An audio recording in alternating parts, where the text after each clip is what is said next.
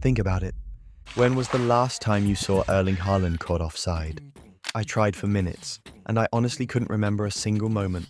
Haaland keeps getting one-on-ones, keeps scoring, but never gets flagged. How? Let's find out. Chapter 1. The numbers don't lie. Let's start with the raw numbers from last season. In the 2024/25 Premier League, Erling Haaland was flagged offside just 4 times across the entire campaign. 4. That's for a striker who constantly sits on the last defender's shoulder, waiting for the killer pass.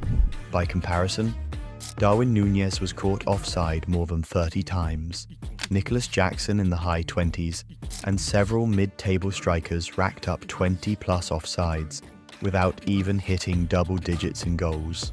Haaland, though, averaged roughly 1 offside every 500 minutes, essentially once every 5 full matches. That's not just discipline, that's surgical precision. Even defenders can get caught more often than Haaland.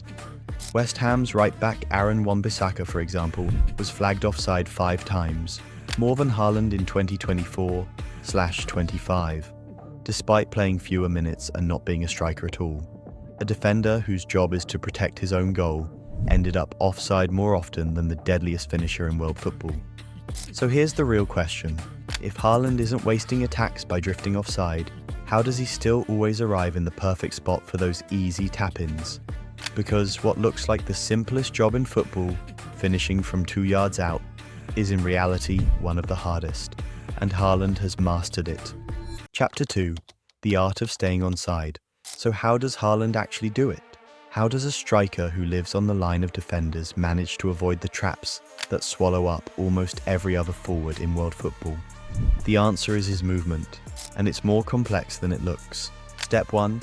Check, pause, explode. Instead of standing on the line waiting, Haaland often checks a half step towards the ball. That tiny movement resets his position onside. Then, in the split second when defenders relax, he explodes into the gap. 1 step of patience, then raw acceleration.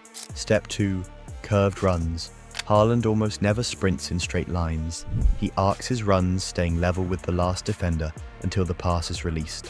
That curve keeps him legal under VAR's freeze frame. Only when the ball leaves the passer's foot does he straighten his path, and by then it's too late for the defense. Step 3. Blindside camping. He positions himself on the shoulder defenders can't see. While centre-backs watch the ball, Haaland lurks just out of their eye line. By the time they turn, he's already gone. Step 4. Timing with the passer. Most strikers move when they feel the space. Haaland moves when his teammates feel the ball. He has learned the exact rhythm of De Bruyne's early whip, Foden's delayed cutback, Doku's hesitation step. He doesn't guess, he reads their body language. It looks simple, but think about it. He's making these calculations at sprint speed, in a box crowded with defenders, while holding his run to the last millisecond. That's not instinct, that's craft. And it leads us to the next question. If he times it so perfectly, then why does it always look like his goals are just easy tap-ins? Chapter 3. City's system, Haaland's weapon. Haaland's brilliance doesn't exist in a vacuum. It thrives inside a system built to maximize his strengths.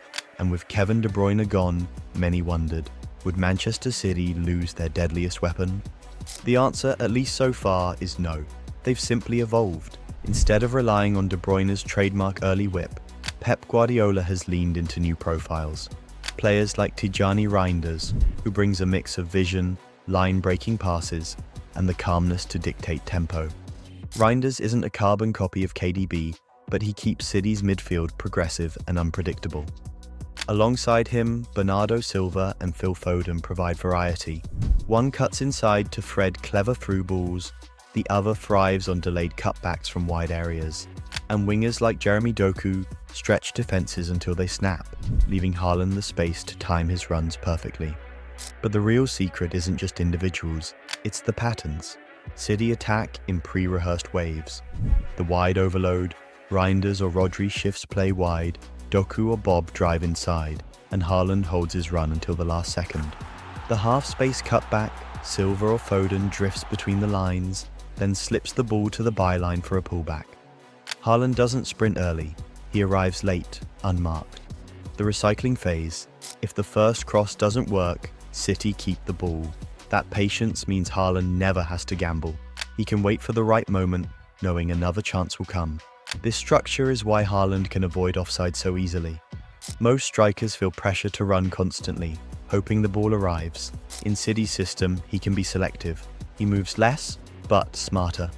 Even without De Bruyne, the numbers haven't dipped. 6 games into 2025/26, Haaland already has 8 goals, right on track with his absurd standards. The supply line has changed, but the outcomes remain the same. Because while City's system provides the platform, it's Haaland's timing that makes it unstoppable. Chapter 4. What it means for the future. So what does all of this actually mean? It means Haaland isn't just a hot streak. He isn't a poacher who benefits from luck or a system that spoon-feeds him chances. His ability to stay onside, arrive at the right moment, and finish instantly makes his game repeatable. And repeatable is what separates legends from flashes in the pan. Look at the data. Through the start of the 2025/26 season, Haaland has 8 goals in his first 6 league matches, with an expected goals tally of around 7.5. That's not overperformance, that's sustainability. He's producing exactly what the numbers say he should, and that's terrifying for defenders. And when you combine that with his offside record, 4 flags across the entire 2024/25 season. 4, that's not just discipline, that's control.